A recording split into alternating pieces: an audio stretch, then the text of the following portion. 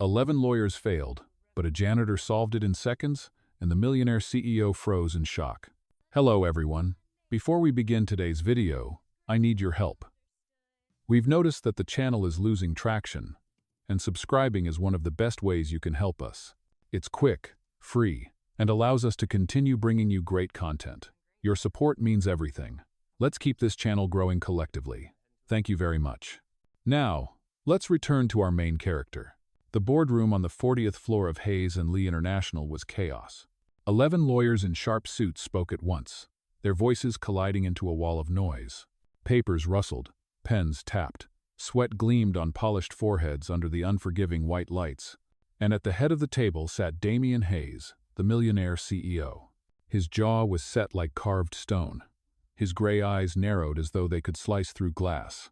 On the massive screen at the end of the room glowed a single line of text, Clause 38B, a clause that threatened to tear apart a multi-million-dollar merger. If they didn't find a way out, the company would not only lose money, it would lose credibility, trust, respect.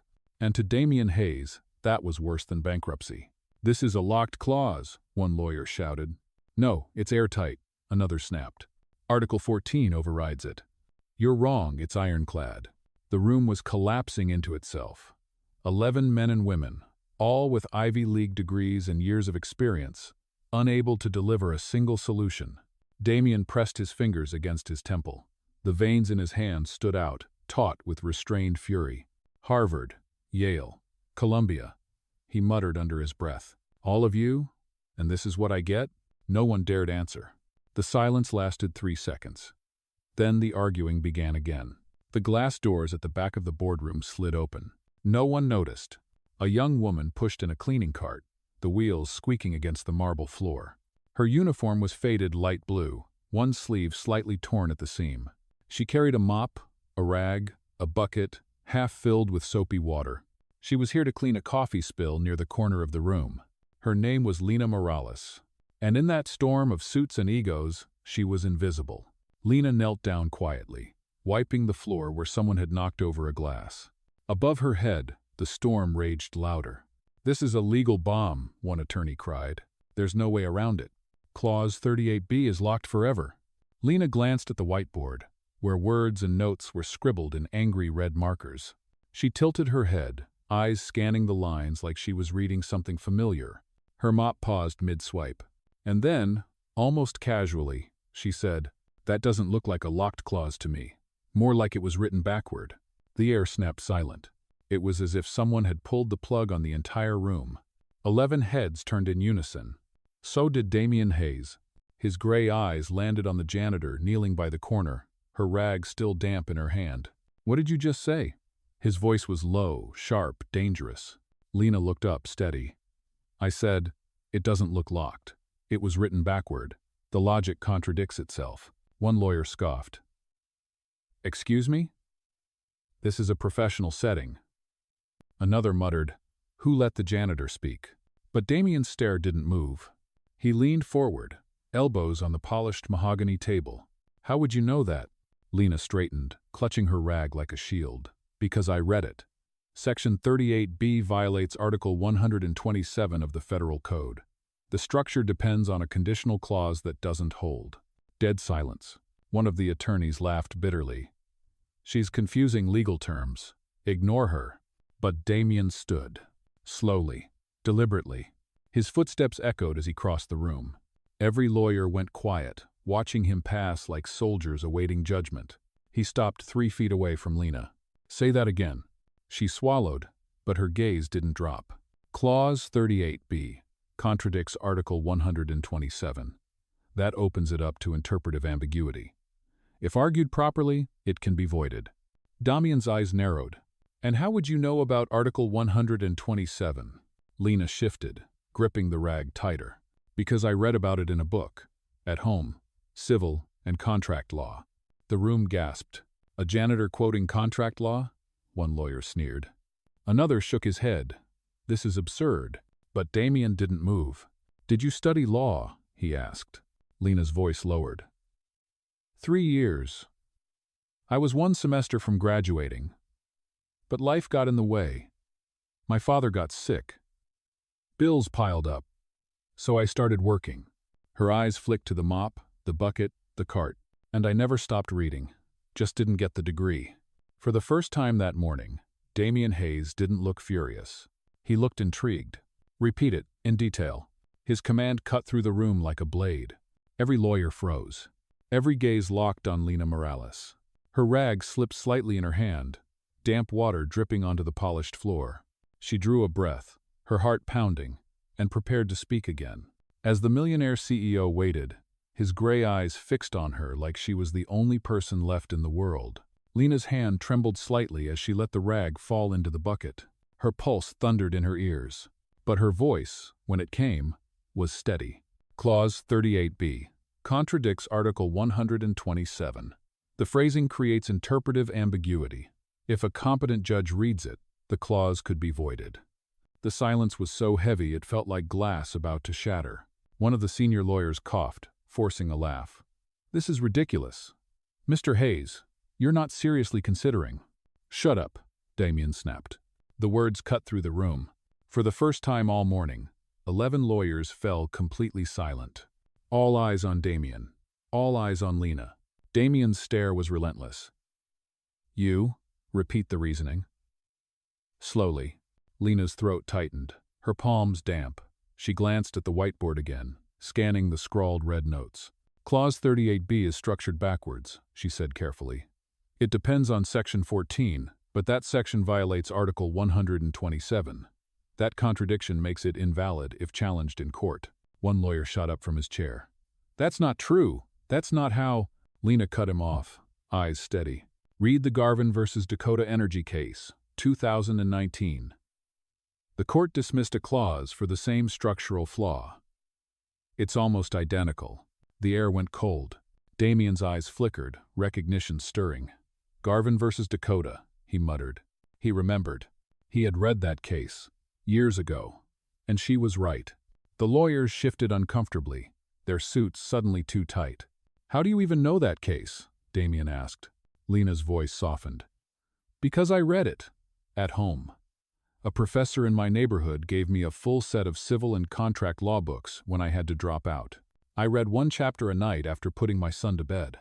Whispers spread through the boardroom like wildfire. "She has a son?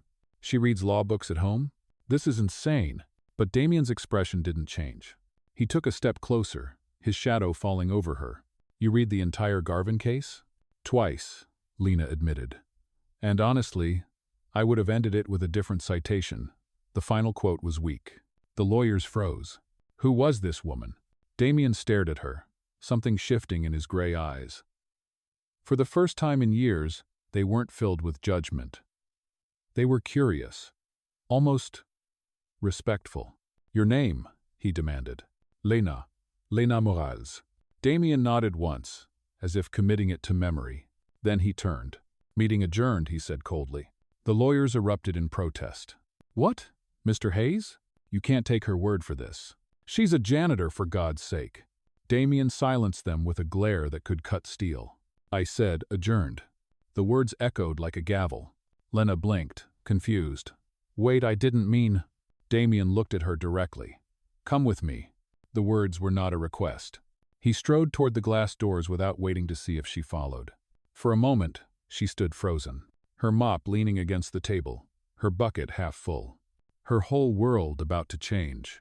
She pushed the cart aside and hurried after him. The hallway outside the boardroom was lined with glass offices and nervous assistants. They all stared as Damian Hayes, the man known for firing executives on a whim, walked side by side with a janitor in a faded blue uniform. The whispers started immediately. Inside his private office, the air was different. Quiet, controlled. Every piece of furniture perfectly arranged, like a chessboard waiting for the next move. Damian didn't sit. He stood by the massive window. The New York skyline stretched behind him like a concrete ocean. Lena hesitated at the doorway. Her instinct screamed at her to leave, but something stronger kept her rooted. "Shut the door," Damian said without turning. Her hand trembled on the handle, but she obeyed. He finally turned to face her. On the sleek glass desk lay a tablet, a document open with another complex clause. "This," he said, sliding the tablet toward her. Asset protection clause. One of our lawyers believes it could help in another merger. What do you see? Lena blinked. You want me to read it? Read it. She took the tablet carefully, as if it might burn her.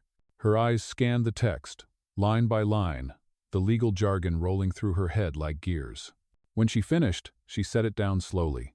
It's a trap, she said quietly. Full of technical terms to confuse, but the core is flawed. The clause conflicts with Article 21 of the Civil Code. Any careful judge would throw it out. Damien's eyes narrowed. Explain. She lifted her chin. The phrase transfer of contractual responsibility comes before the conditional clause. That makes it an intentional omission. Judges hate that. They call it manipulation. For a long moment, Damien just studied her.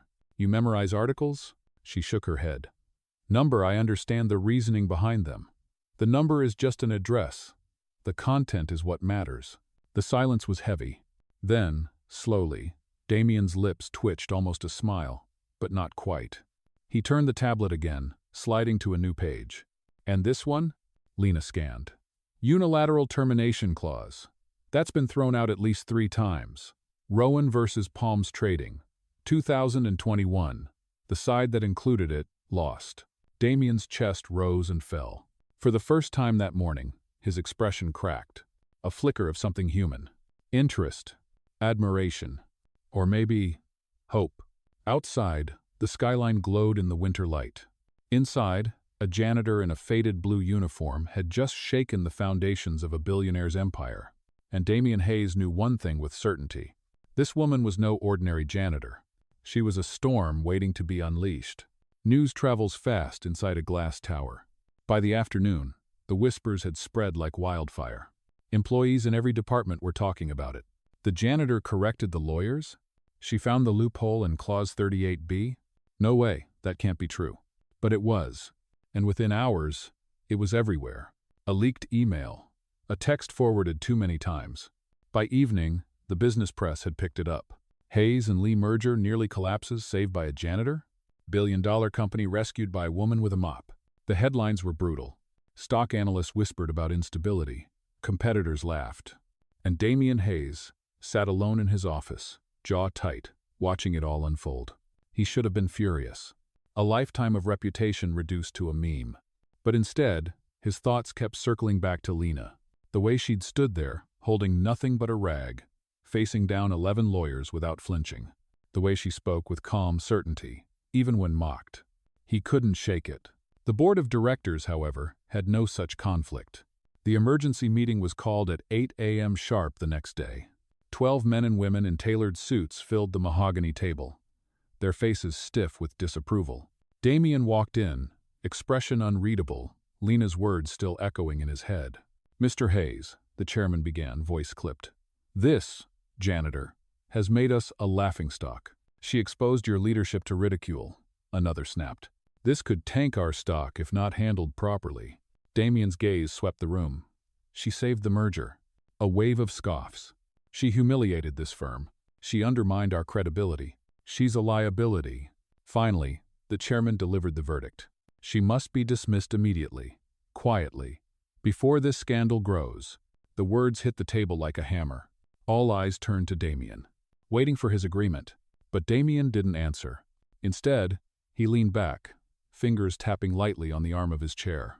Dismiss Lena Morales? The woman who had seen what 11 trained lawyers had missed? Number. Something in him rebelled against the idea. Meanwhile, Lena was back in her small apartment in Queens. Her son, Mateo, sat at the kitchen table, coloring superheroes with broken crayons. Lena stirred a pot of soup, trying to ignore the buzzing phone on the counter. She had turned off notifications hours ago, but the world wouldn't stop knocking. Neighbors calling, journalists leaving voicemails. Everyone wanted a quote from the janitor who outsmarted Hayes and Lee's legal team. She glanced at Mateo. He looked up with a toothy grin. Mom, are you famous now? Lena forced a smile. No, baby. Just tired.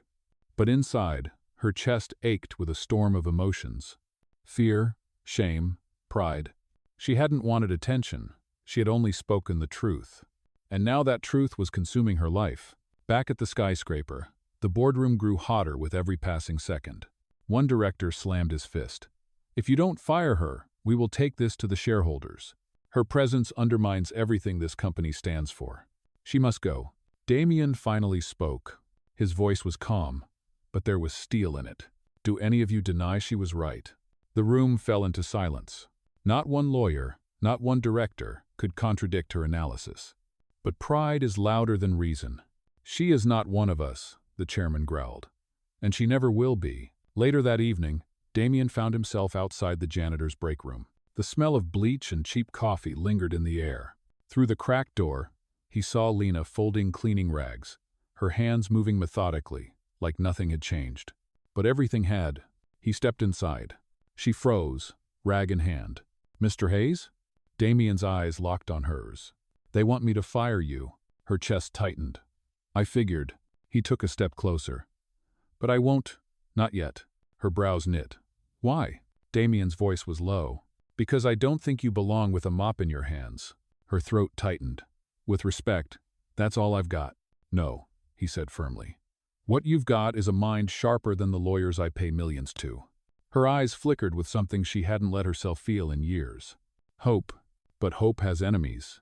The next morning, the front page of the New York Business Journal hit harder than any corporate vote. "Hayes protects janitor, defies board." Photos of Lena in her faded uniform plastered across the newsstand. Damien's refusal to fire her was no longer private. It was public. And the storm was just beginning. Inside the skyscraper lobby, reporters swarmed. "Mr. Hayes, why keep her employed? Is it true she's advising you on contracts? Is Hayes and Lee being run by a janitor now?" Cameras flashed. Microphones shoved forward. Damien pushed through, expression unreadable. But Lena, arriving for her shift with her cleaning cart, wasn't so lucky. The mob turned on her instantly. "Lena, how did you beat 11 lawyers? Are you trained in law? Do you plan to sue for recognition?" Her hands shook on the cart handle. She wanted to vanish. And then, Damien appeared beside her. He placed a steady hand on the cart, his tall frame blocking the cameras. "Enough," he growled. "She's not your story." The reporters went wild. Click, flash, click. But Lena only heard the thud of her heart in her chest. Damien Hayes had just defended her in public. By evening, the scandal had reached its boiling point. Television panels debated her background. Social media tore her apart. Some called her a fraud. Others hailed her a hero. And through it all, Lena sat on the edge of her bed, staring at Mateo's sleeping face, wondering what she had unleashed. At the top of the tower, Damien stood in his office, the skyline glowing like fire. The board wanted blood. The press wanted answers. And his own heart wanted something he couldn't yet admit. Lena Morales had changed everything. And tomorrow, he would have to choose. Protect his empire, or protect her. The boardroom was war. 12 directors, 12 furious voices. "Hayes, you've embarrassed us all. You stood in front of reporters with a janitor." "No. Do you realize what you've done to our stock?" The voices clashed like thunder. Damien Hayes sat at the head of the table, silent. His jaw locked, his hands folded. He had faced hostile takeovers, government investigations, shareholder revolts. But never this. "This company is not a charity," the chairman barked. "She is a cleaning worker, nothing more. And yet, you parade her in front of the press like she's a partner." "Are you insane?" another demanded. "She saved your merger," Damien said quietly. The room froze. His voice was calm, but carried an edge sharp enough to cut through steel. "She humiliated us," the chairman spat. "She proved every one of our lawyers incompetent. She dragged this company into mockery." Damien leaned forward, eyes glinting. She exposed our arrogance." The silence that followed was suffocating. At that moment, the boardroom door burst open. A young assistant, pale and breathless, rushed in with a tablet. "Mr. Hayes, sir, it's trending. Everywhere." He handed the device to Damien. On the screen, a viral video. Footage of Lena in the lobby, clutching her cart, as Damien shielded her from the press. The caption read, "The janitor who outsmarted 11 lawyers, and the CEO who protected her." Millions of views, thousands of comments. Half mocking, half in awe. But all eyes were on them now. Damien placed the tablet down slowly. The board erupted again. "This is a circus. You're destroying us. She has to go now." Meanwhile, in Queens, Lena sat at her small kitchen table. The cheap wood trembled under her elbows as she scrolled through her phone. Her face stared back at her from a dozen different angles. Hero janitor saves billion-dollar deal. Untrained worker schools Ivy League lawyers. Damian Hayes' secret advisor? Her stomach churned. She wanted to disappear. Mateo shuffled into the kitchen, still rubbing sleep from his eyes. "Mom?" His voice was small. "Why are people saying mean things about you online?" Her throat closed. She turned off the phone quickly, forcing a smile. "Don't worry, baby. They don't know us." But inside, her heart was breaking. That night, her apartment buzzer screamed. She jumped, nearly dropping a plate. "Who is it?" she called nervously. "It's me." The voice on the other end was deep, steady. "Damian Hayes." Lena froze. Her hand hovered over the buzzer, uncertain. Finally, she pressed. The lock clicked. Moments later, Damian stood in her doorway, towering in his tailored suit, looking strangely out of place in her tiny living room. Mateo peeked out from behind his mother, wide-eyed. Damian's gaze softened, just slightly. "I shouldn't have come here," he muttered. "Then why did you?" Lena asked quietly. "Because they're trying to erase you." She frowned. "The board?" He nodded. "They want you gone. Out of the company. Out of the story. Permanently." Fear flickered in her chest. "Then fire me," she whispered. "I can't." His voice was low, almost raw. "Why not?" He stepped closer, his gray eyes locking onto hers. "Because I need you." Her breath caught. Before she could respond, Mateo piped up innocently. "Mom, is this the boss who's in the news?" Lena flushed, mortified. Damian's lips twitched almost a smile. "Yes," he said. "I guess I am." Mateo grinned. "You look meaner on TV." For the first time in days, Lena laughed. But the moment shattered the next morning. The headline was brutal. Hayes's janitor spotted at CEO's apartment. A grainy photo, snapped by a lurking paparazzi, splashed across tabloids. The narrative twisted instantly. Whispers of scandal, rumors of impropriety. She's sleeping her way into power. She's manipulating him. She's a fraud. The world turned vicious. Back in the tower, the board seized on it like vultures. "This is the final straw. She is toxic. You will choose, Mr. Hayes. The company or her." Damian's chest tightened. For the first time in years, he felt cornered. But when he closed his eyes, he saw Lena standing in the boardroom with nothing but a rag, daring to speak truth to power. He saw her son smile. And he knew. This was no longer just about business. That evening, Lena returned to work. The lobby was a storm of reporters, cameras, security trying to push them back. Flashes exploded as she pushed her cart, head down, cheeks burning. Suddenly, the crowd went silent. Damian Hayes was there, waiting for her. He crossed the marble floor, each step deliberate. The cameras rolled. The microphones thrust forward. Everyone expected him to denounce her, to cut her loose. Instead, he stopped beside her. And in front of the world, he spoke. "She is not a liability." His voice rang out deep and steady. "She is not a scandal. She is the reason Hayes and Lee still stands today." Gasps rippled through the crowd. The board's worst nightmare unfolding live. Damian Hayes, billionaire CEO, publicly defending the janitor the world wanted erased. And as the flashbulbs burned bright, Lena felt her chest tighten. Because in that moment, she realized he wasn't just protecting her. He was choosing her. The lobby exploded. Reporters screamed questions. Cameras flashed like lightning. The crowd surged forward, a tidal wave of voices. "Mr. Hayes, are you serious? Is she officially working with you? Are you admitting a relationship?" Damian Hayes didn't flinch. His tall frame stood like granite beside Lena, his hand firm on the cart she pushed. And in that moment, a billionaire chose to stand with a janitor. The image was unforgettable, but not everyone saw it as courage. By the time the stock market opened the next morning, shares of Hayes and Lee dropped 7 points. Investors panicked. Talk shows ridiculed. Late-night comedians roasted Damian mercilessly. The billionaire CEO who found legal advice in the supply closet. Laughter roared. But behind the humor was blood in the water. Inside the tower, the board convened an emergency call. Their faces on the big screen glared like executioners. "You've crossed the line, Hayes. You've humiliated this company for the last time. This ends now." Damian sat in his office, silent, his jaw tight. He had weathered storms before. But this one was different, because it wasn't just about him anymore. Meanwhile, Lena sat alone in the janitor's break room, her uniform still damp from bleach. The small television in the corner replayed the lobby footage again and again. Her face, her name, her life. She was everywhere. She rubbed her temples, wishing it would all vanish. But wishes don't erase headlines. The break room door opened. Maria, another cleaning worker, stepped in, her eyes wide. "Lena, they're talking about you on every channel. Some say you're a hero. Some say—" She trailed off. Lena forced a smile. It doesn't matter. But inside, her chest ached. Because it did matter. It mattered too much. Later that evening, Damien's phone buzzed. A private message. From a rival CEO.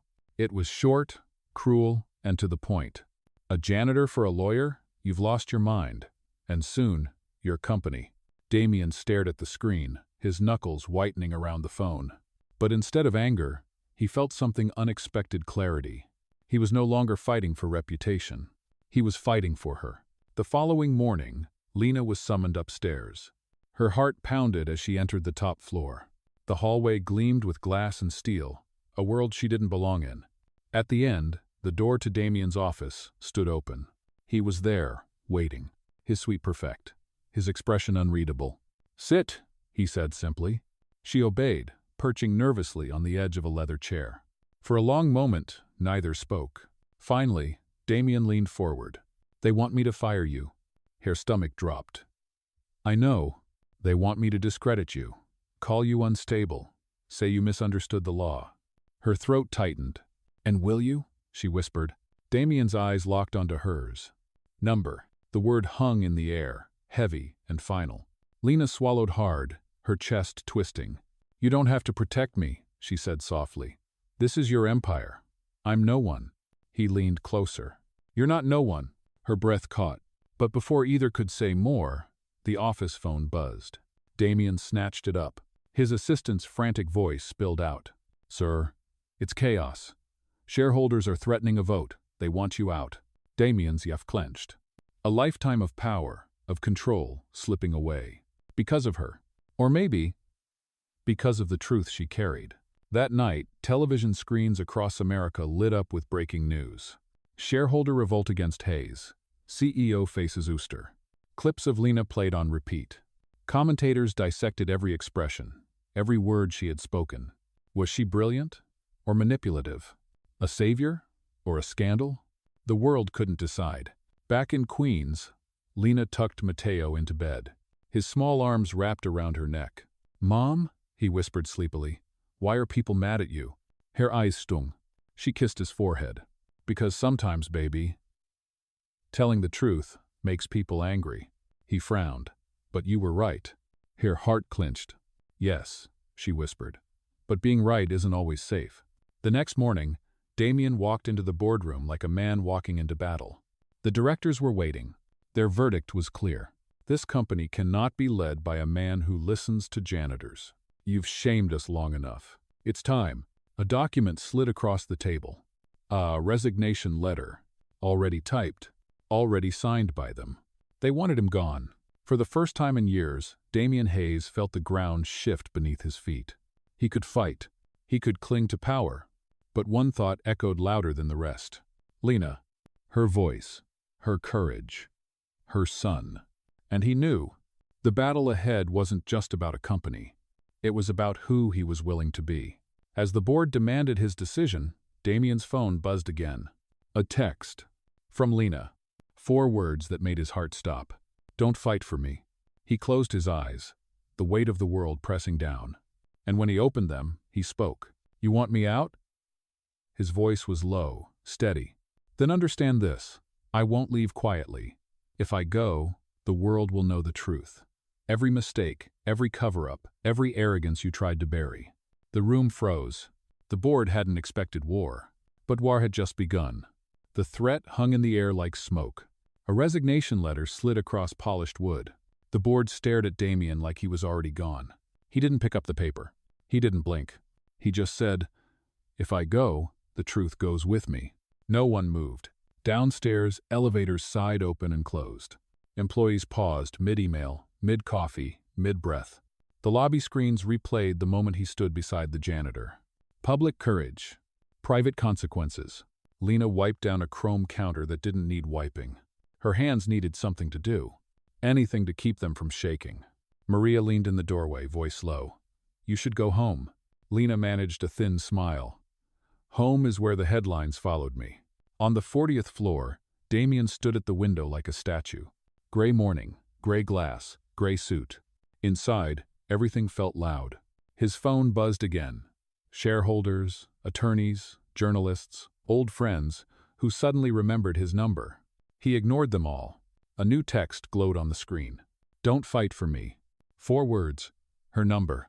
He closed his eyes. A lifetime of instinct said, "Protect the company."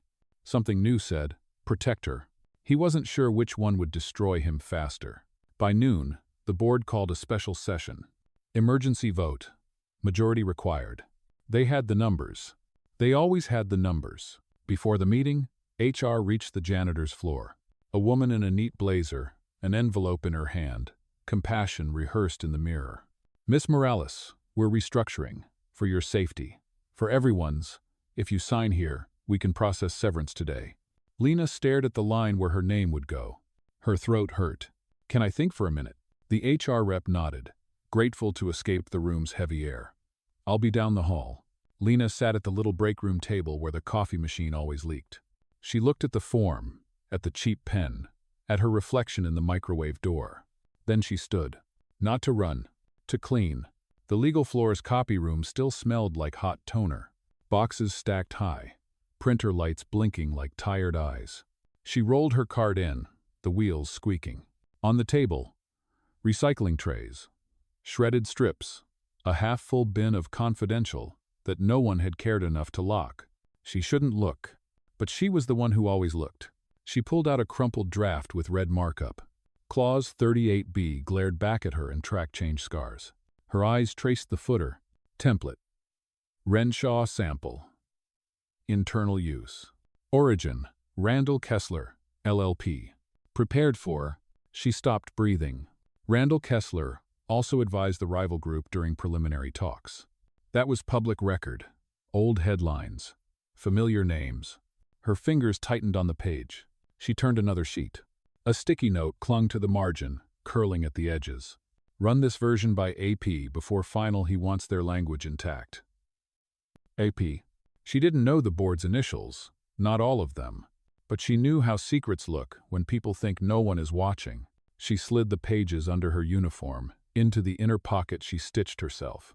And for the first time in days, her fear had somewhere to point. Upstairs, the boardroom filled with cold perfume and colder smiles.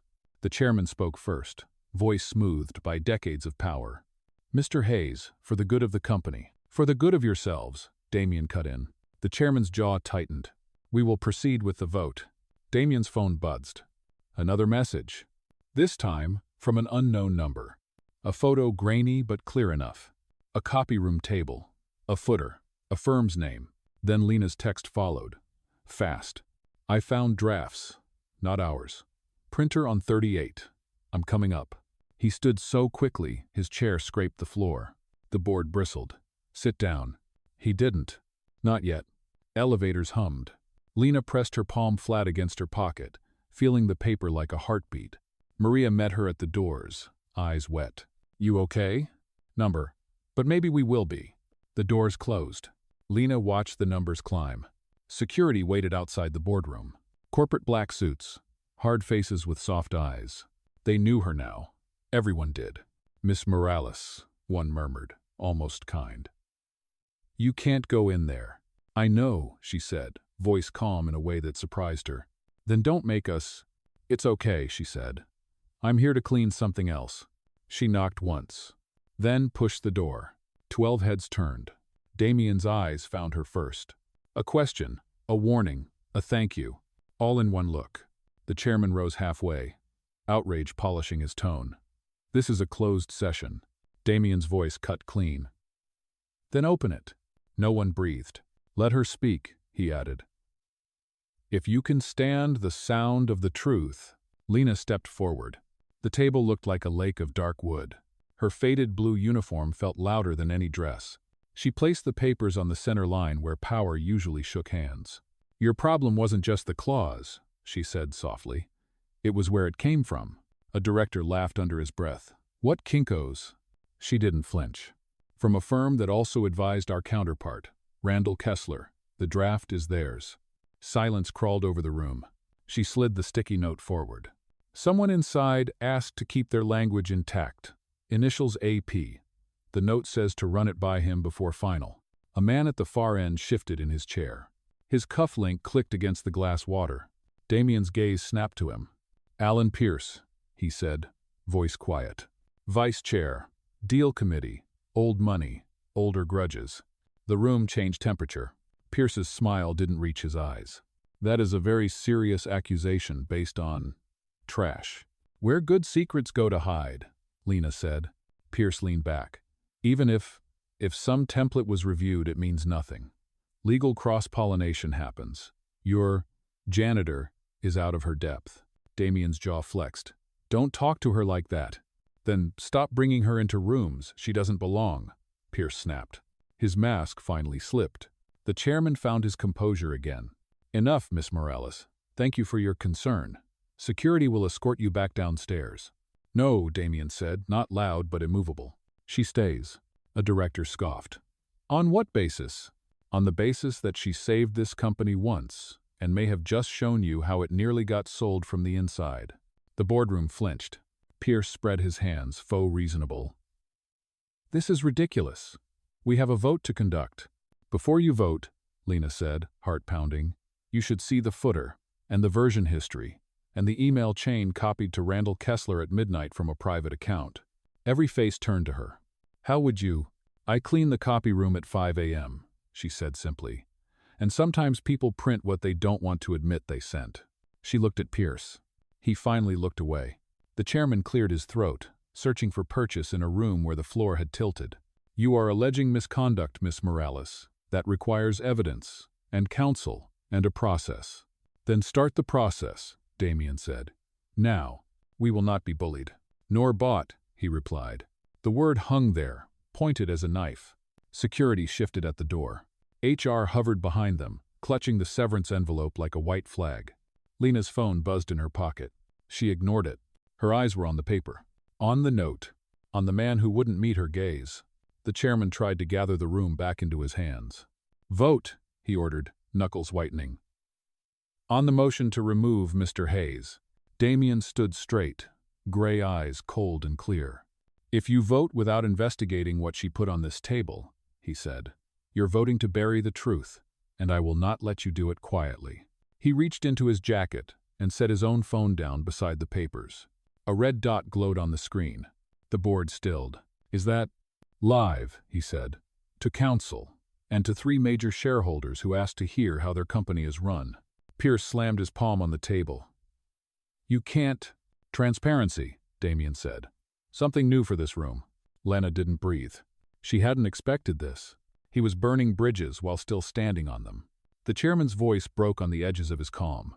"This is an ambush. This is daylight," Damien replied. He slid the papers toward the end of the table where the independent director sat. "An old litigator," he read fast. His eyes flicked up. "Mr. Pierce," the litigator said, voice even, "we'll need your devices." Now. A beat. Then another. Then var. Pierce rose, face flushed. "This is outrageous." The litigator didn't blink.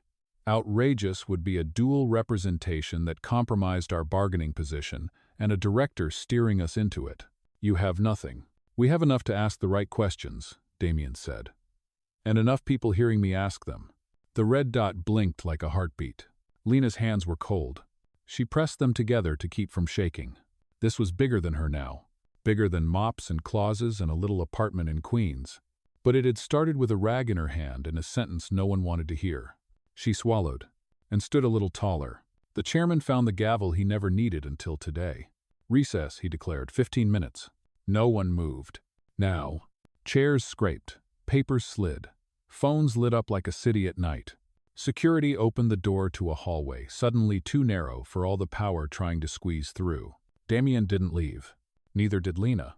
When the room was almost empty, he turned to her. "You shouldn't have come up here. You asked me to look at the truth." He exhaled, something like a laugh dying in his throat. "You always do that." "Do what?" "Make it simple." Her mouth curved. "Sometimes it is." Her phone finally demanded attention. A text from an unknown number. A single photo. A manila folder in a stranger's hand. RK final language. Pierce request. Her stomach dropped. Another text followed, faster. Parking level C. 5 minutes. Come alone. She looked at Damien. He read the fear in her eyes before she could speak. "What is it?" "Someone has more," she whispered. "And they want me to meet them." His jaw hardened. "Then you're not going alone." The boardroom door flew open. 2 security officers stepped inside, uncertain. Behind them, the chairman stood, pale with anger. "Mr. Hayes," he said, voice tight, "until counsel reviews this material, you are suspended from duty. Effective immediately." He held out a document. Official. Heavy. Final. Damien didn't touch it. He looked at Lena instead. She looked back. Parking level C. 5 minutes. A choice. He turned to the chairman, voice still and sharp. "I don't accept suspension without cause. You have it." "No," he said softly. "You will." He took Lena's hand. It felt small and fierce in his. They stepped past security, past the paper he refused to hold, into a hallway full of cameras they couldn't see yet, toward an elevator that could lead to the truth. Or a trap. The door slid open. They stepped in. The numbers began to fall. The elevator whispered down. Numbers fell. 12. 6. No one spoke. Damien's hand never left Lena's. Parking level C blinked on the panel like a warning. Concrete air. Fluorescence that hummed like insects. A camera in the corner watched without blinking. Footsteps echoed. A man stepped from behind a pillar, hoodie up, badge on a lanyard that wasn't company issued. He kept his face in shadow. "You Lena?" he asked. "Yes." His eyes slid to Damien. "Didn't say you'd bring him." "He comes," she said. A beat. Then the man nodded. He held up a manila folder, edges bent, thumbprint smudges dark against the paper. Sharpie scrawl on the tab. RK final language. Pierce request. He extended it, but didn't let go. "You never saw me," he said. "Who are you?" Damien asked. "Print ops," the man replied. "Contractor, night shift. I run large volume jobs no one wants to explain." His voice was thin and tired. Honest in the way people sound when they're done being afraid. "Someone sent this through at 1:14 a.m. last month. Private account. Came in with a rush code. Said to pull 5 sets and leave them in. Copy room 3. No log. Cash tip in an envelope. That's how I knew it was dirty." "What's your name?" Lena asked. "Noah," he said. "Noah Patel." Lena took the folder. It felt heavier than paper should. Inside, a clean draft with Randall, Kessler's footer, a cover email printed out with full headers, a page of tracked changes with comments that weren't theirs. Damien skimmed the cover email first. From R.K. Asok at rklp.com. To A. Pierce at pmail.com. Subject. As requested, preserve counterpart language. 38. B. Final pass. Body. Alan, per your note, we retained their conditional logic in Section 14, so termination risk sits with H.L. in any dispute. This reflects Pierce request from Tuesday. Send to your internal team from your address after you silence the red lines. Silence pooled in the space between the 3 of them. Noah spoke first. Softer now. "There's more. The print queue has a job hash. I screenshotted it. Server shows the file came from a personal laptop on guest Wi-Fi. I backed up the spool. It's on a drive." He held up a small black USB. Damien's jaw tightened. "They'll say it's stolen." "They'll say a lot of things," Noah replied. "Doesn't make it untrue." Footsteps. 2 sets. Hard soles. Lena turned. Corporate security rounded the corner with a woman in a charcoal suit between them. Deputy General Counsel. Everyone knew her face. "Miss Morales," the lawyer said, voice crisp. "Mr. Hayes, put the folder down." Noah's shoulders went rigid. The lawyer held up a document, gold seal glinting under the fluorescent light. Immediate preservation order. All materials related to the Renshaw matter are to be surrendered to legal. Now. Damien didn't move. To independent counsel, he corrected, calm as ice. Carver sits as outside director. Former appellate judge. The chain goes to her, not to you. The lawyer's smile didn't reach her eyes. Mr. Hayes, you are suspended. You don't get to decide chains of custody. Then you don't get to bury them, he said. Her attention flicked to Noah. Contractor Patel, anything you remove from secure areas violates your NDA and state trade secret law. Hand me the drive. This won't go further. Noah didn't move. He looked at Lena. She shook her head once. Damien took his phone from his pocket. He didn't wave it. He didn't threaten. He simply pressed one button. A red dot glowed. Counsel Carver and 3 major holders are on this line, he said. Deputy, if you intend to seize evidence without a neutral custodian, say it clearly so they can hear you. Everyone froze. The camera in the corner kept watching. The parking lot suddenly felt crowded with ghosts. The lawyer's jaw flexed. We'll escort you upstairs. To counsel. Damien noted. To Carver. A beat. Then she exhaled through her nose. To Carver. No one relaxed. They moved as a group, security flanking. Noah hanging back, like a man ready to sprint. At the elevator, the deputy leaned close to Lena, voice low enough not to carry. You have a child, she said. Lena's body went cold. You're implying something, Lena answered, steady as she could make it. I'm implying you should be careful which fires you feed, the deputy said.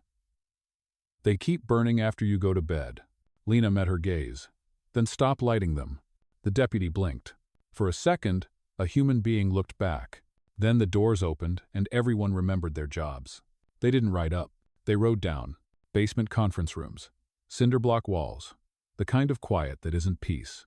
Independent director Judge Evelyn Carver waited with a legal pad and a face that had seen too many bad choices in good suits.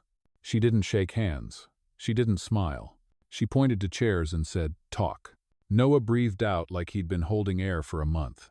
He set the thumb drive on the table, away from himself, like it might explode. Damien placed the folder beside it. Carver put on thin blue gloves and began to review. She read fast. Headers first, footers next. The email that shouldn't exist. The stickied, Pierce request. Her pen scratched once, twice, 3 times. Deputy, she said without looking up. Call Independent E. Discovery. Not internal. It. I want the spool image and guest Wi-Fi logs mirrored with hashes. Now. The deputy hesitated. Now, Carver repeated. The deputy left without a word. Security stayed. Noah sat like a man at the edge of a cliff. Carver looked at him. Mr. Patel, you will not be a scapegoat for saving the company from its own arrogance. Counsel will draft you whistleblower protection paperwork before you leave this room. Noah's throat worked. He nodded once. Then Carver's gaze moved to Lena. And you, she said, you walked into a boardroom where people like you are never allowed to speak and you told the truth. Don't stop now. Lena swallowed. Yes, ma'am. Carver looked at Damien last. He didn't flinch. Mr. Hayes, she said quietly. If this is what it appears to be, the man trying to replace you compromised the company in a billion-dollar negotiation. You understand the weight of that. I do. Then stop performing bravery and commit to it. He held her gaze. I already did. A knock. The deputy returned with a technician carrying a hard case and a scanner. Carver gestured. Image the drive. Seal the paper. Chain of custody logs signed by all present. The technician worked quickly, hands efficient, eyes careful not to meet anyone too long. Every click sounded like a hinge closing on the past. Carver capped her pen. There will be an emergency session with shareholders in 90 minutes. Proxy advisors are circling. If we don't control the narrative, someone else will. She turned to Lena. You will be attacked. They will call you a liar, a plant, unstable. Do you want to speak? Lena looked at the table. At her hands. At the reflection of the fluorescent light in the lacquered wood. When I was a kid, she said, voice almost conversational, my father used to say the floor doesn't care who walks on it. It just needs to be clean. That felt true. Safe. But then I learned the floor is also where people drop what they want to forget. She raised her head. I'll speak. Damien didn't breathe until she finished. Then he did, and it sounded like deciding. Upstairs, the building began to change color. People moved faster. Emails hit inboxes like hail. Pierce's office door stayed closed. His assistant pretended to type as if that would hold the world still. Somewhere, a printer started up and didn't stop. Noah stood to go. Carver stopped him with a look. "Leave through the loading dock. My driver will take you home. Do not answer numbers you don't recognize. Tomorrow, you'll meet outside counsel with me." He nodded. "Thank you." Lena touched his sleeve. "You did the right thing." He stared at her like he hadn't heard those words in a long time. Then he left. Damien and Lena remained with Carver as the technicians sealed evidence bags and lined the edges with tamper tape. The deputy returned again, an iPad in hand, face unreadable. Emergency shareholder meeting confirmed for 4 p.m. The board intends to proceed with a vote of no confidence. Carver didn't look surprised. "And the media?" she asked. "They'll be here," the deputy said. "Good," Carver replied. "Maybe they'll finally record something worth remembering." They rode up together this time. The elevator seemed slower, like the building was reluctant to release them. Damien glanced at Lena's reflection in the stainless steel. Tired eyes, steady jaw, a woman who should have taken the severance and vanished. "You don't have to do this," he said quietly. "I know," she said. "Then why?" She didn't look away from their two faces in the metal. "Because my son's going to ask me what happened," she said. "And I want to tell him I didn't clean around the mess." He closed his eyes for a second. When he opened them, the doors parted. The auditorium smelled like carpet cleaner and old money. Rows of leather chairs. A stage with 2 lecterns. A screen behind them waiting to be filled with whatever truth survived the next hour. Shareholders trickled in, faces tight, voices low. Phones everywhere. Cameras on tripods. News lights warming up. At the front, the chairman conferred with Pierce, who had changed ties but not his smile. He saw Damien. His expression didn't crack. He lifted a hand, palm out, as if to bless or to stop. "Suspended parties may not address the assembly," he announced into a microphone, his politician voice on. "We will begin with a report from—" Carver walked to the stage like a woman who knew the weight of rooms. "Judge Carver," the chairman said, surprised. "We didn't—" "You rarely do," she replied, taking the microphone from its stand. "This is an emergency session. It requires an emergency dose of sunlight." A murmur rippled through the room. Cameras blinked awake. Carver laid the sealed evidence bag on the lectern. "The board moved to suspend Mr. Hayes," she said. "They may still do so. But before any vote, shareholders will hear why a janitor had to save this company from the people paid to protect it." She stirred. Lena's legs felt like air, then stone, then air again. Damien touched her elbow once. It was the whole world in a second. She stepped onto the stage. The lights were bright. Her uniform was clean but faded, a truth you could see from the back row. She looked at the room and remembered wiping floors at dawn before anyone arrived. Now everyone had.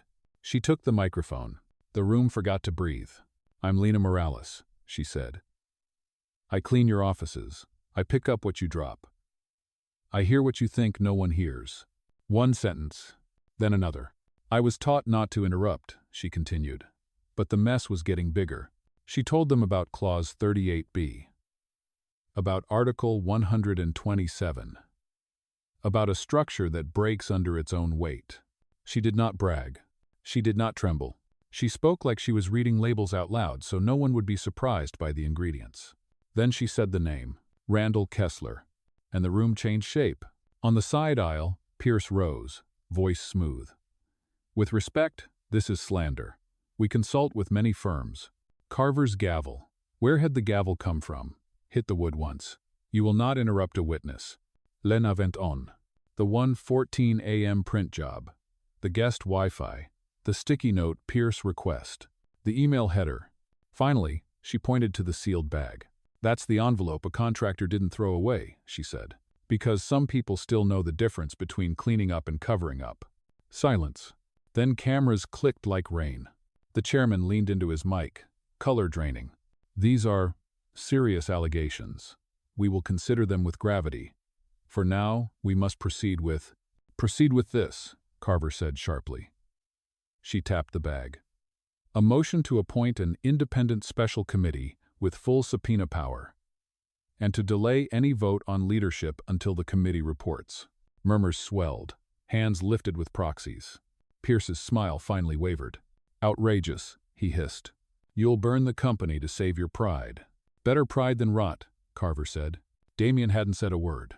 He stood at the edge of the stage, eyes only on Lena. They looked like a storm and a shelter at the same time. She finished. That's all, she said softly. That's all I have. No one clapped. No one dared. They were too busy deciding who they were. The chairman turned toward Pierce, searching for a cue that no longer came. Carver called for the vote. Hands rose. Clickers clicked. Screens updated. Numbers began to tally. The whole room leaned forward, as if the future could be read in pixels. Damien's phone buzzed in his pocket. A text from an unknown number. You should have taken the severance. A second later, another buzz. This time to Lena. Tell Mateo to pack a bag. She went cold. She looked at Damien.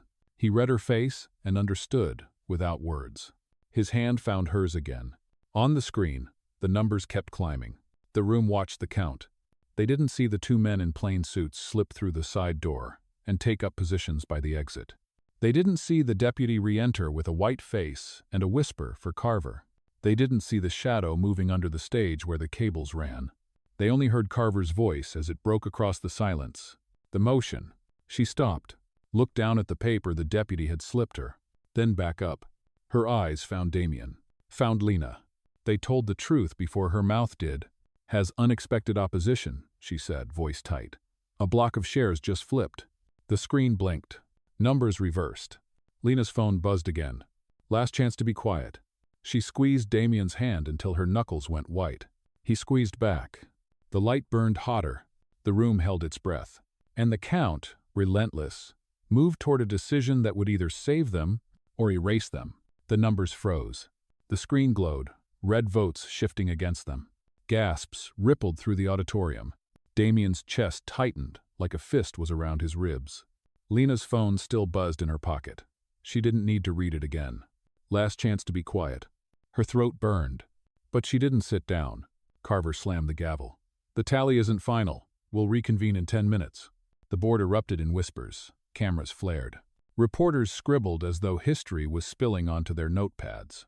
Pierce leaned back in his chair, smiling faintly, like a gambler who knew where the cards were stacked. In the hallway outside, Lena pressed against the cold marble wall, trying to steady her breath. Damien hovered close, shielding her from reporters who shouted questions. Who's threatening you? Is this about Randall Kessler? Did you fabricate evidence? The swarm pressed closer until security pushed them back. Lena whispered, They flipped the shares, Damien. How? His jaw clenched. Someone bought influence fast. Too fast. Carver appeared, eyes sharp. We have a leak. And Pierce just pulled an offshore proxy block no one knew he had. Her voice dropped. He's not playing for votes anymore. He's playing for silence. Damien's phone buzzed again. He looked, then paled. A photo. Mateo. At school. Backpack slung over one shoulder. Walking out the gates. The caption, Cute kid. Long walk home. Damien shoved the screen toward Lena. Her heart collapsed into itself. No? She staggered, hands trembling. Security moved instantly, radios crackling. Get units to PS 148 now. Now. Carver barked, Moo. Two guards sprinted down the hall. Lena clutched Damien's arm, her eyes wet and wild. They have my son. We'll get him, Damien cut in, voice sharp, anchoring. But his own pulse thundered. This was no longer about votes or contracts. This was war. Minutes felt like hours. A call came in. Mateo was safe. School security locked down. Officers already sweeping the area. But the message was clear. The threats weren't empty. Lena sank into a chair, tears streaming. Relief mixed with terror. Damien crouched in front of her. Listen to me. They're trying to break you, to scare you into silence. Don't let them. Her voice cracked. I'm just a janitor, Damien. I'm not built for this. You're the only one who is, he said. You saw what no one else would. You had the courage to say it. That's strength most people never find. Carver returned, phone in hand. FBI just confirmed they've been circling Pierce for months. Fraud, wire transfers, coercion. They wanted him sloppy enough to show his hand. Congratulations, he just did. Damien's brows shot up. So, this meeting, Carver nodded. It's bigger than the board now. She looked at Lena. And you're their key witness. The doors opened again. Pierce stood framed by reporters, his tie perfect, his smile venomous. Ladies and gentlemen, he announced smoothly, our company cannot function under circus theatrics. Employees spreading falsehoods, suspended executives clinging to power. It's pathetic.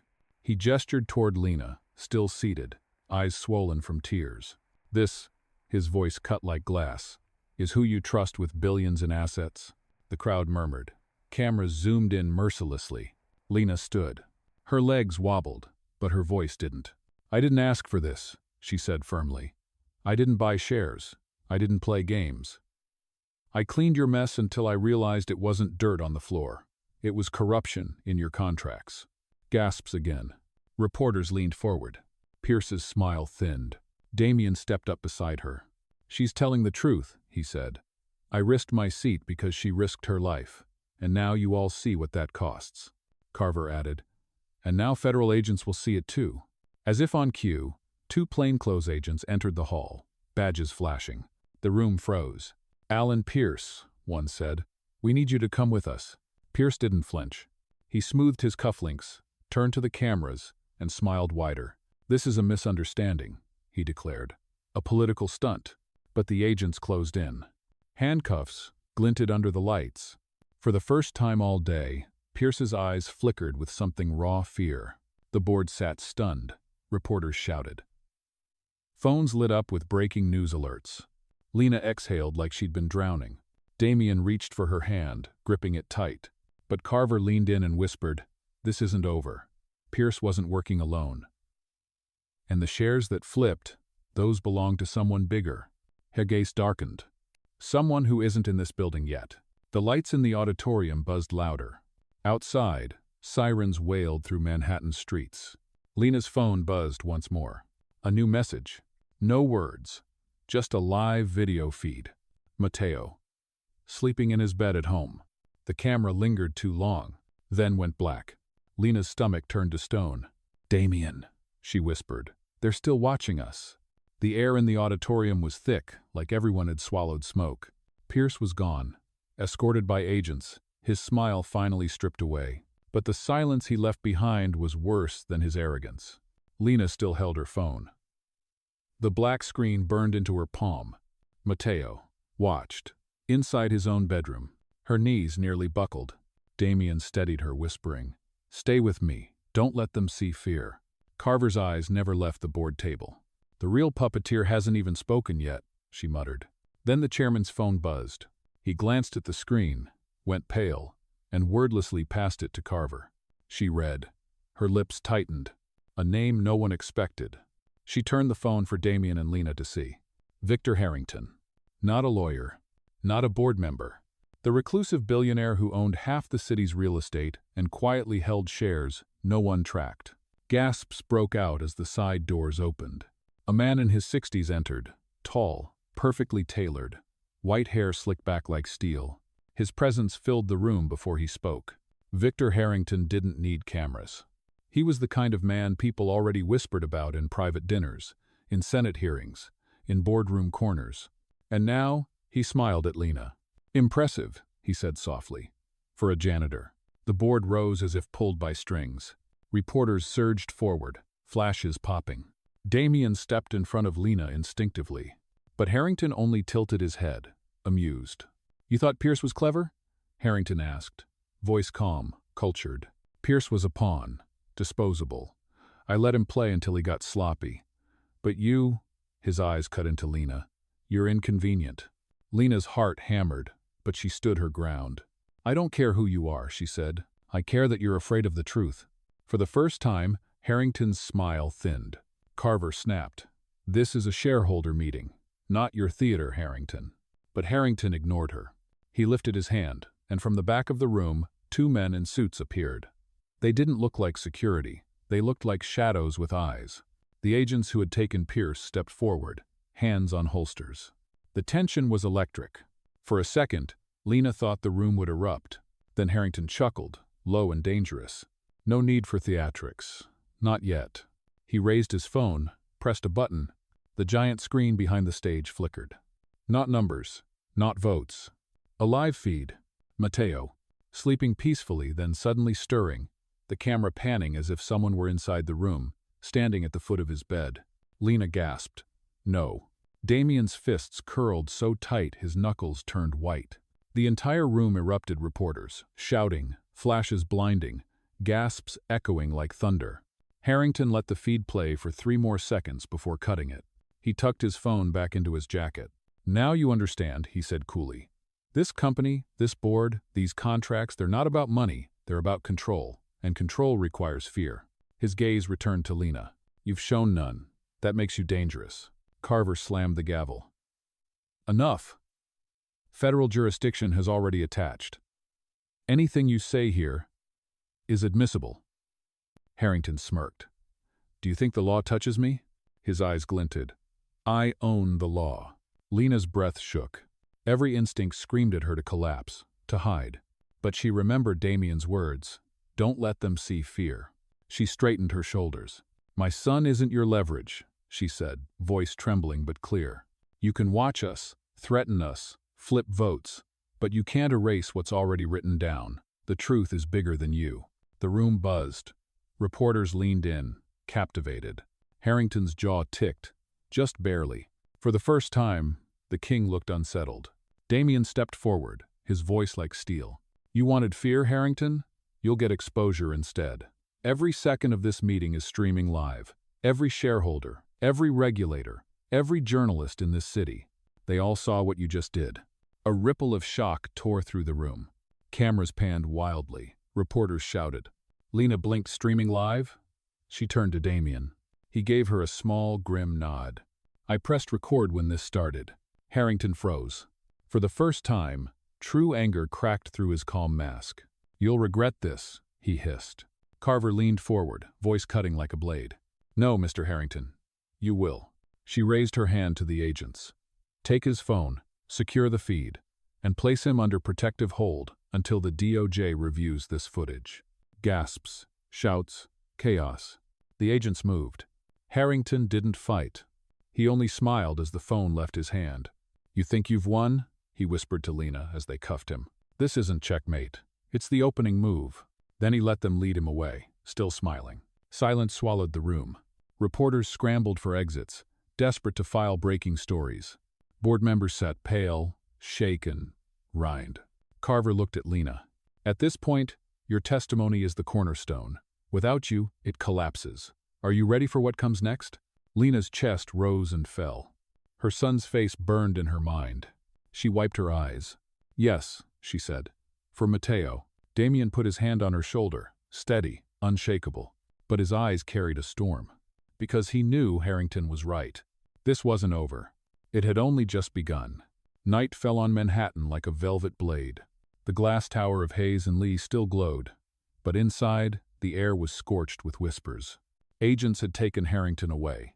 Reporters were gone. But silence didn't mean safety. Damien stood at his office window, jaw tight, staring at the city lights. Every spark below could have been a threat. Behind him, Lena sat stiff on the edge of a leather chair, her phone clutched in both hands. She hadn't stopped checking it since the video feed cut out. Mateo. Carver entered briskly, dropping a file on the desk. They froze some of Harrington's assets, but his network runs deep. Dummy corporations, offshore accounts, operatives who don't scare easily. Damien didn't turn. How many? Carver's mouth pressed flat. Too many, and they're already circling. Harrington's arrest didn't cut off the head. It poked the hive. Lena's voice was small. So, Mateo isn't safe yet. Carver softened. He's under watch. But if they know your address, your son's routine, they'll find cracks. They always do. Lena's chest caved. For a moment, she hated herself for ever speaking in that boardroom, for pulling her boy into crosshairs meant for billionaires. Damien turned then, sharp. Eyes locked on hers. Stop. His tone was command, but his gaze burned with something raw. You didn't put him in danger. They did. They've always preyed on silence. You broke that. Don't blame yourself for their cruelty. Her lips trembled. But what if I can't protect him? Damien's voice dropped. Softer. Then I will. Carver cleared her throat, breaking the charge between them.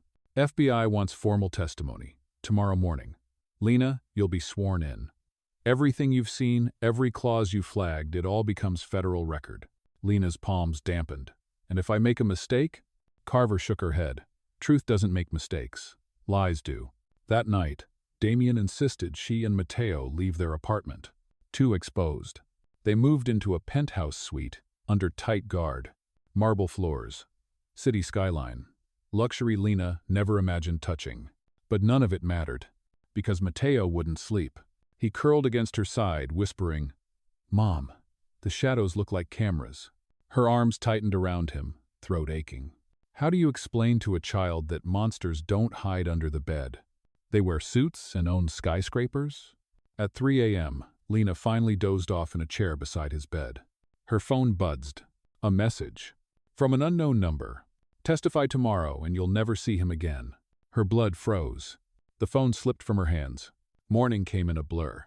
Federal cars escorted them to a courthouse hidden under federal seals and marble columns. Inside, hallways echoed with the weight of history. Lena's stomach churned. Her sneakers squeaked against marble floors. Too loud, too ordinary. Damien walked beside her, tailored, unflinching. But his hand brushed hers briefly, just enough to steady her. The courtroom was smaller than she imagined. Wooden benches, flags, a judge's high seat. Carver guided her to the witness stand. Matteo waited in a secure room nearby, guarded. Still, Lena's hands shook as she swore the oath. The clerk's voice faded into background noise. All she could hear was her heartbeat, heavy as drums. Then questions began. State your name. Describe the clause in the haze. Randall contract. What made you believe it was unlawful? Her voice faltered at first. But then she remembered Damien's words. Truth doesn't make mistakes. Her spine straightened. She spoke. About the wording. The pattern. The way it was designed to cheat workers, shift liabilities, bury responsibility. The courtroom scribbled notes furiously, and with every word, she felt the fear peel away, replaced by fire. Until the cross-examination, a lawyer in Harrington's pocket rose, smirking. Miss Alvarez, you're a janitor, aren't you? Yes. No law degree? Number. No certifications? Number. The lawyer paced. So, you admit you're unqualified. You stumbled on a line you didn't understand and spun it into conspiracy. Laughter rippled through observers. Lena's chest clenched. But then Damien's voice cut in. Objection. Badgering. The judge raised a brow. Sustained. Counselor. Keep it professional. The lawyer sneered. Fine. Then tell me, Miss Alvarez, what gives you the right to claim you see more clearly than 11 lawyers hired by this company? The room went still. Lena's pulse pounded in her ears. She opened her mouth, then closed it. For a second, silence. Then, softly, because I wasn't paid to look away. The words landed like a hammer. Gasps.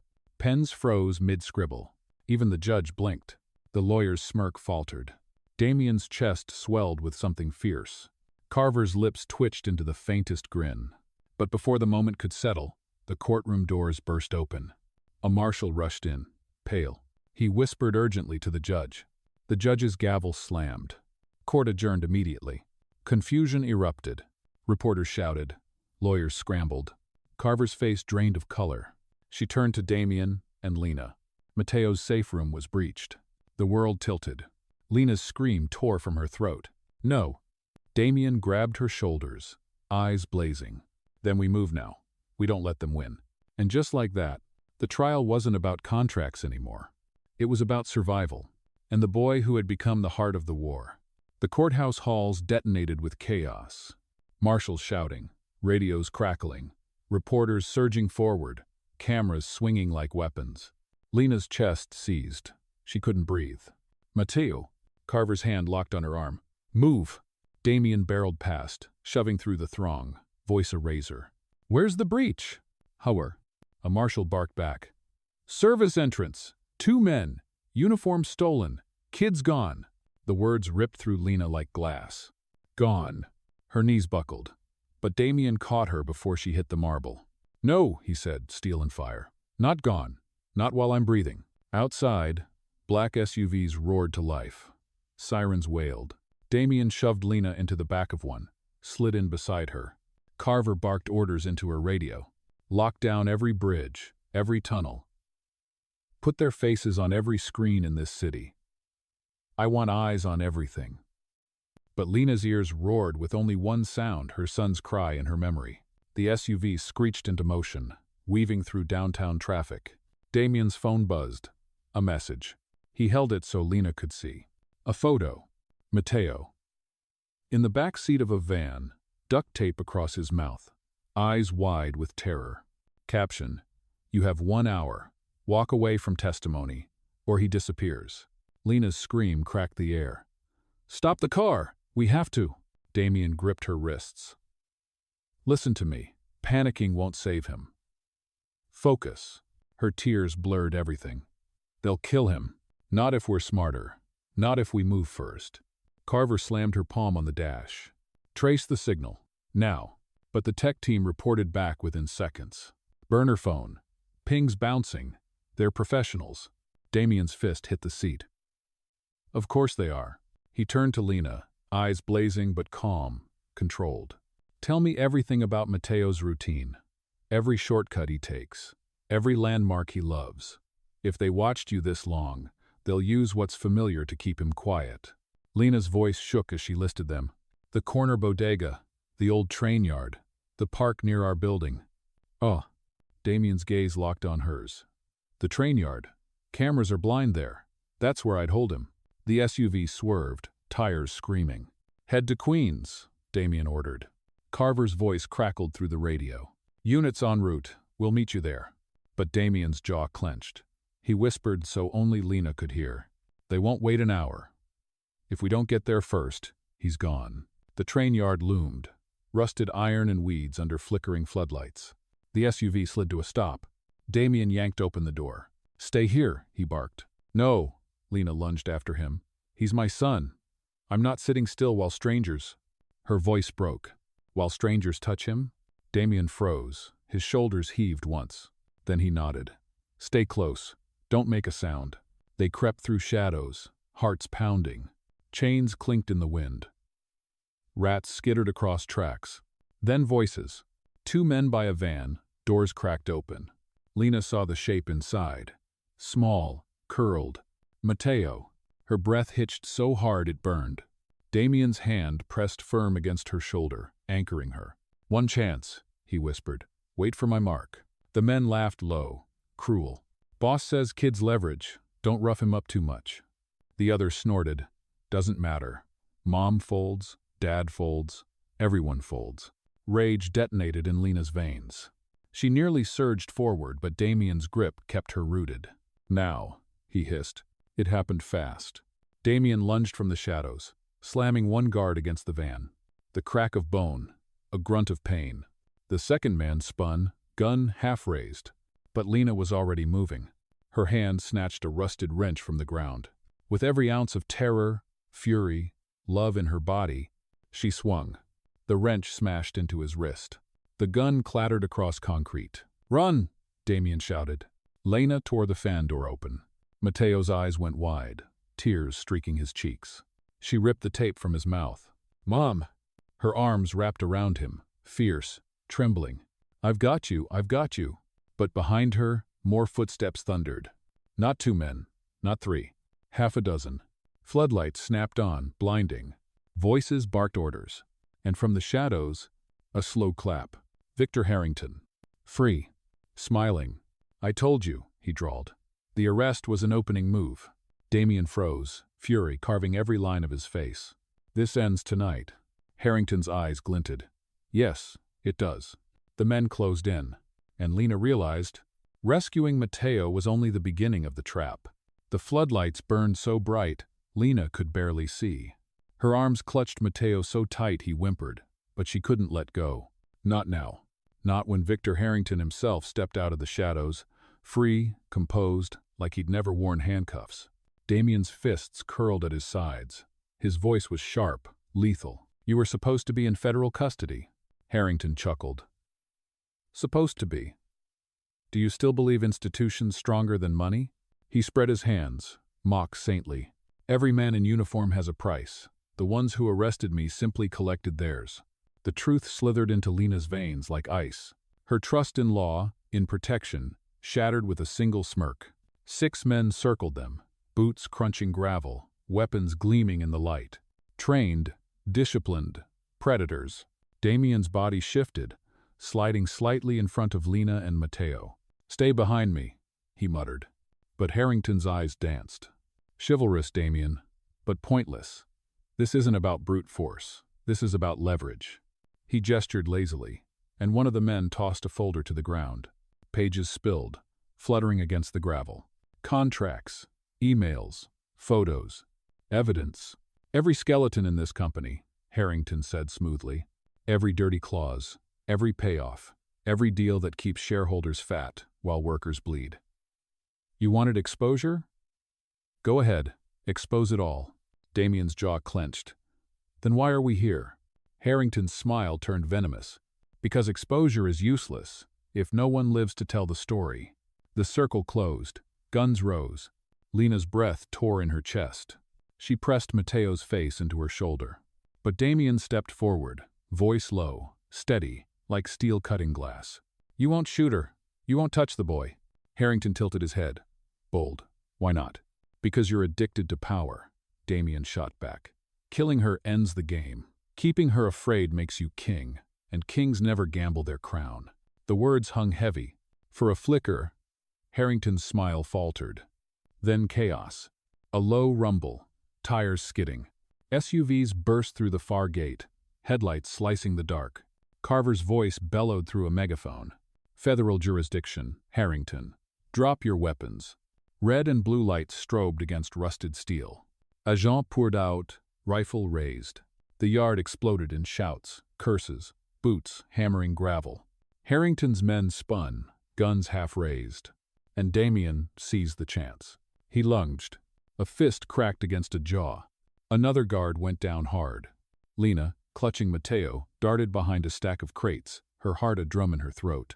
She couldn't fight, but she wouldn't freeze. Not again. Damien's voice roared through the chaos. "Lena, run!" But her legs wouldn't carry her far. Not with Mateo heavy in her arms. She ducked, weaving between shadows, every step desperate. Gunfire cracked. Sparks ricocheted off iron beams.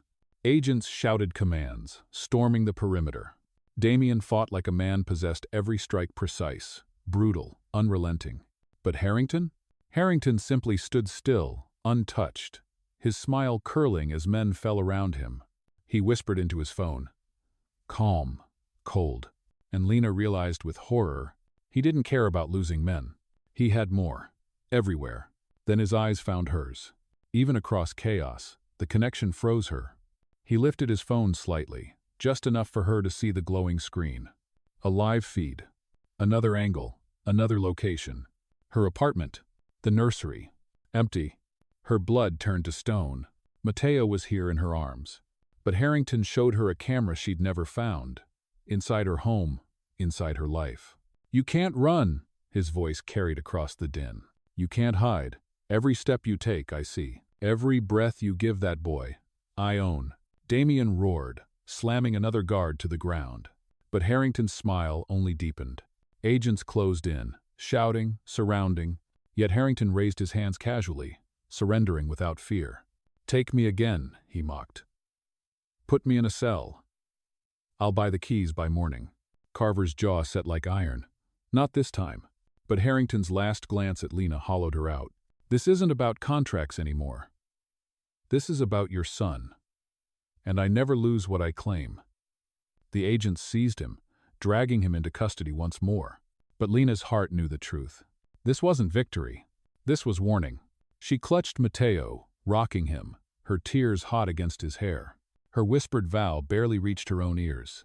"You don't own him. You don't own me." Damien stood over her, chest heaving, blood streaking his shirt. He lowered his hand, touched her shoulder, steady, grounding. But in his eyes, storm clouds still raged. Because Harrington wasn't finished. And they both knew it. Morning broke gray, heavy, and silent. But silence was never safety anymore. Lena sat on the edge of a hotel bed, Mateo curled against her side, still sleeping. The boy's lashes fluttered, his small hand gripping her shirt like a lifeline.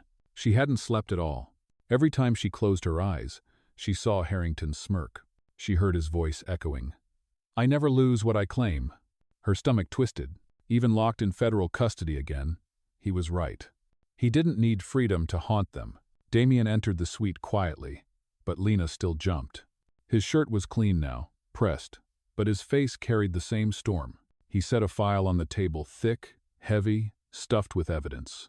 "Carver thinks we made progress," he said. But Harrington's network hasn't blinked. No panicked withdrawals, no scrambled messages. They're calm. Too calm. Lena rubbed her eyes. "Because they're waiting."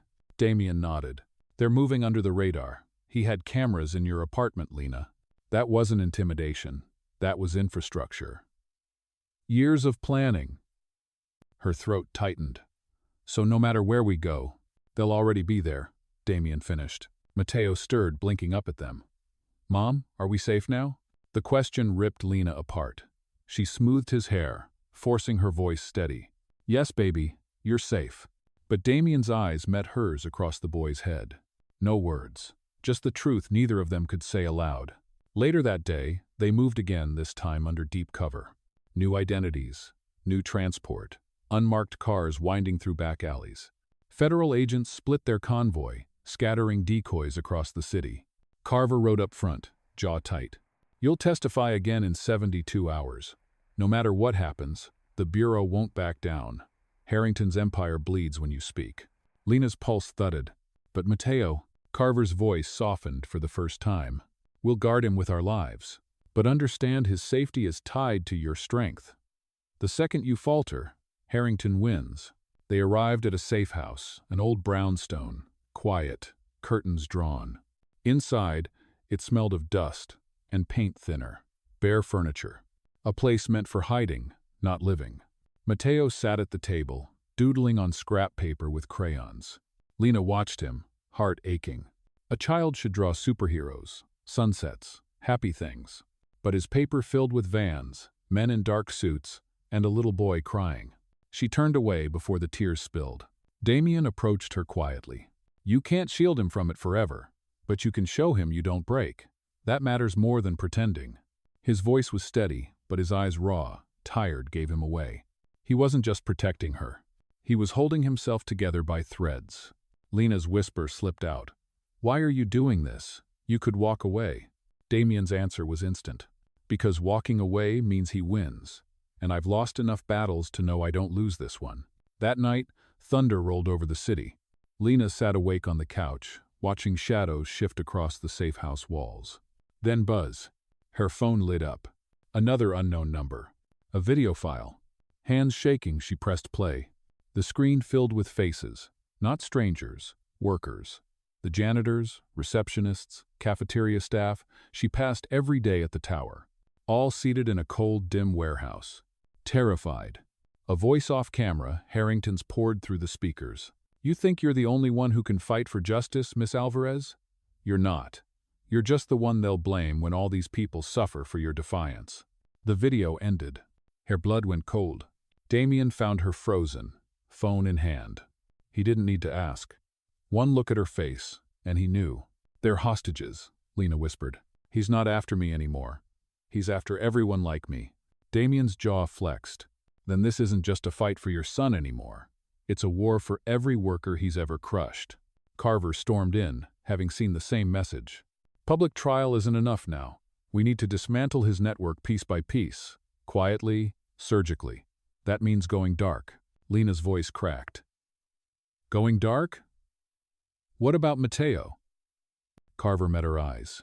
"Harrington won't stop until he breaks you, so we take the fight to him. But to do that," Damien cut in, fierce, absolute, "we disappear. All of us." Lena stared at them both, Mateo asleep in the other room. Her life, her boy, every scrap of safety, already gone. Now they wanted her to vanish completely. Her whisper barely carried. "If I disappear, how do I ever come back?" No one answered, because no one knew. The city never slept. But for Lena, Damien, and Mateo, the world ended that night. By dawn, they weren't New Yorkers anymore. They weren't even Alvarez or Hayes. They were ghosts. Carver orchestrated everything with military precision. Passports, IDs, credit histories fabricated overnight. One moment, Lena was a janitor, a mother with a son who loved superheroes.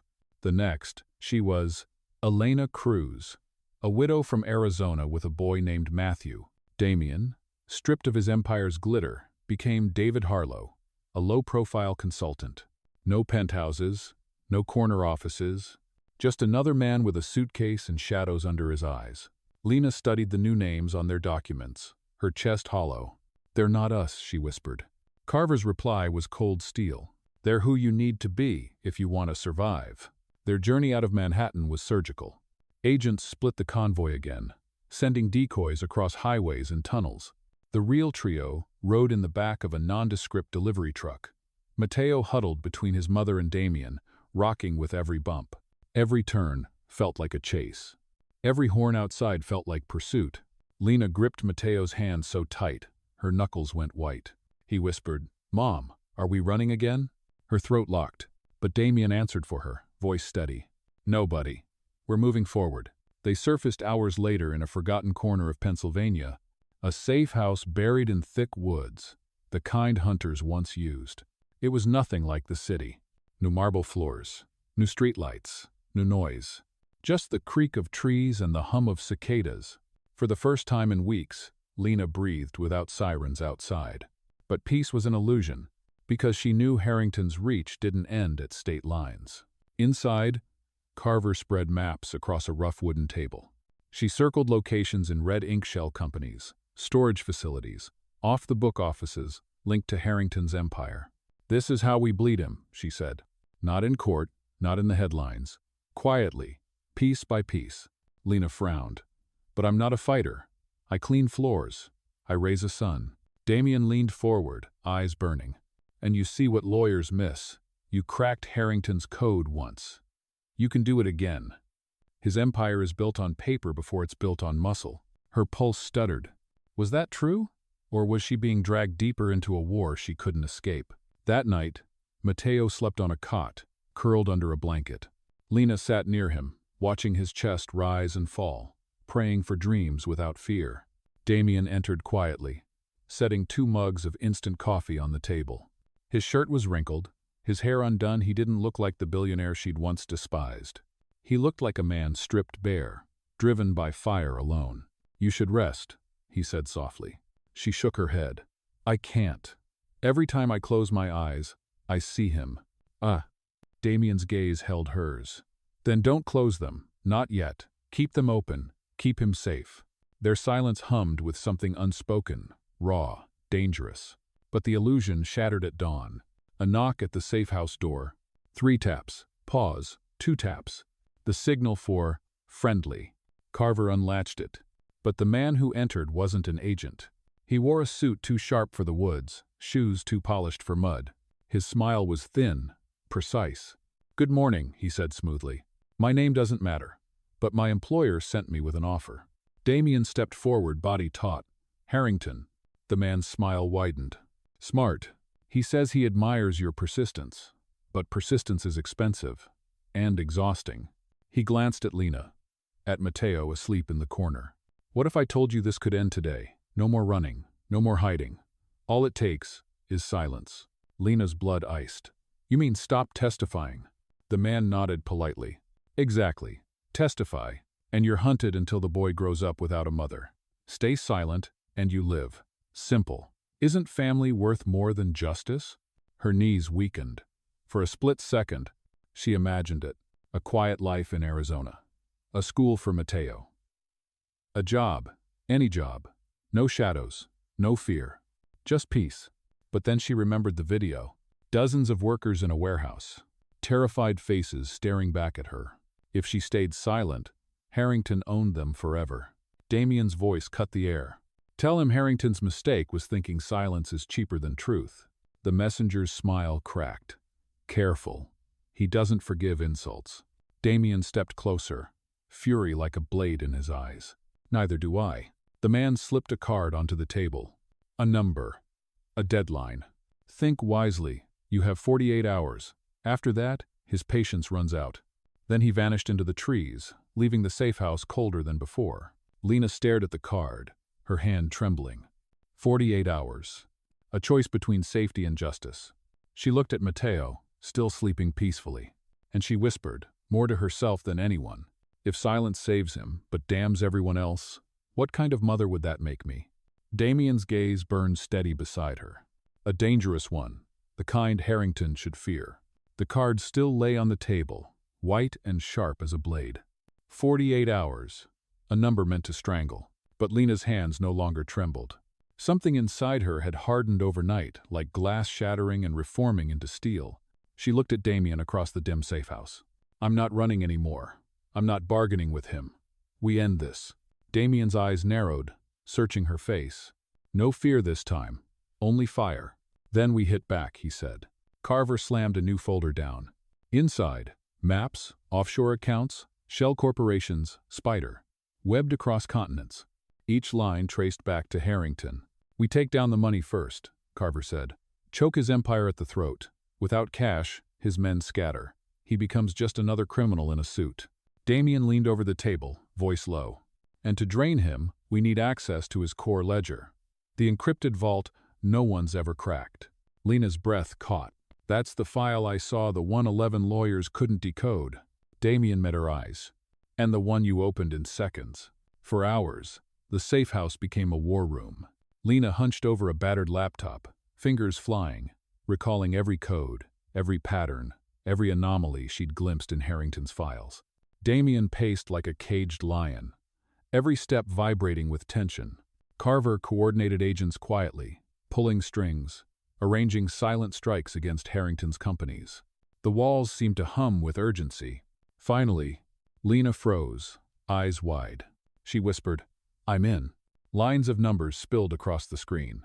Accounts in Zurich, real estate in Dubai, private jets paid through shell fronts. All bleeding from one root. Victor Harrington Holdings. Damien leaned close, a dangerous smile cutting his face. This is his kingdom. Carver's hand hovered above her phone. One word, and we freeze it all. But Lena shook her head. Number. If we freeze it, he'll know. He'll vanish underground, harder to catch. We use this differently. Damien's brow furrowed. Differently? How? Her voice was steady, fierce. We turn his weapons on him, leak the contracts, show the workers he enslaved how deep his corruption runs.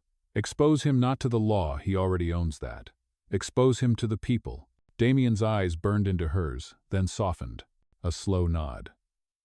You're not just fighting for Matteo anymore. No, she whispered. I'm fighting for everyone. The plan took shape. Leak the documents to trusted journalists. Broadcast evidence live from the courthouse during her testimony. Cut Harrington off from his empire in real time. It was reckless, dangerous, and it was the only way. 2 nights later, Lena stood before the courthouse again. But this time, she wasn't just a janitor clutching fear in her chest. She was the storm walking through its doors. Reporters swarmed. Cameras flashed. Questions roared. Are you afraid? Do you think he'll retaliate? Lena lifted her chin. Her voice was calm, cutting through the noise. Fear doesn't end empires. Truth does. The crowd went silent. Even Damien, at her side, stared at her like she'd transformed. Inside, the chamber filled judges, press, ordinary workers granted seats to witness history. Harrington entered under guard, shackled, but still smirking, still king in his own mind. He leaned toward her as they passed, his whisper venomous. You should have taken the offer. Lena didn't flinch. Her reply was ice. You should have feared the janitor. When she took the stand, her hands didn't shake. She opened the files live on the projector, exposing Harrington's empire account by account. Every dollar stolen. Every deal forged in shadow. Every worker exploited. Gasps echoed through the chamber. Reporters scribbled furiously. Phones buzzed across the city. And outside, screens lit up in Times Square, streaming the evidence in real time. Carver's team had leaked it exactly as planned. The world was watching. Harrington's smirk finally cracked. For the first time, Victor Harrington looked small. He hissed through clenched teeth. You'll regret this. But Damien leaned close, his voice low, lethal. Number you will. The gavel slammed. The judge's voice thundered. Assets frozen. Immediate seizure authorized. Harrington's empire collapsed in seconds. Not with bullets, not with bribes, but with truth ripped open by the one woman he'd underestimated. Lena stepped down from the stand, Mateo's small arms wrapping around her waist. The boy's whisper carried the weight of everything. "You did it, Mom." Her eyes burned as she kissed his hair. "No, baby. We did." Damien stood behind them, silent, his gaze unreadable. But for the first time, the storm in his eyes eased. Outside, the world roared with headlines, chants, cheers. Workers lifting signs. Strangers shouting her name. But in the distance, a single black car idled. Tinted windows. A silhouette watching. And though Harrington's empire had fallen, the game wasn't over. Because men like him never vanished quietly.